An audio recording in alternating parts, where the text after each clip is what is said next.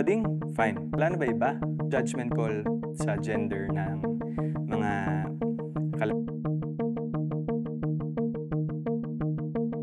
Sinagot na ni Alden Richards ang kanyang totoong kasarian sa naging pahayag nito sa interview kay Tony Gonzaga. Sa naganap na Tony Talks episodes kasama si Alden, sinagot ng aktor ang tanong kung ano ang kanyang ayaw marinig sa tao. Sinabi ni Alden ang about sa kanyang gender identity.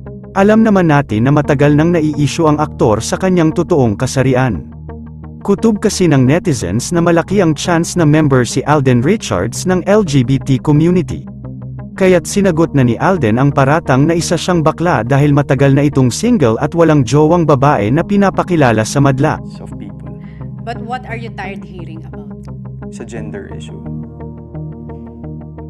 Ganun din. Oh, tingin nyo ganun? Fine. Tingin nyo bading? Fine. Ang iniisip ko minsan pag may ganung mga rumors, wala na ba iba? Baka, Diba lahat sa showbiz pag lalaki tapos walang girlfriend. Kasi ganito siya. Yan. Then, yung judgment call sa gender ng mga kalalakihan sa industriya natin, andali, just because of that fact. But ako po, parang, pupunta ba ako sa route na yun dahil gusto ko na naman mag-please? I have my life right now. I'm happy, perfectly happy with what I have, what I'm able to do at the moment.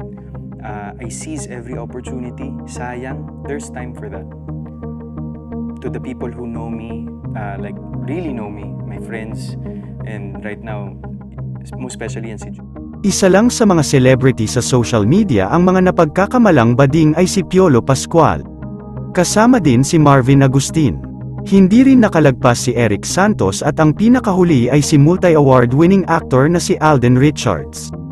Pagod na si Alden sa tanong ng media kung siya ba ay paminta.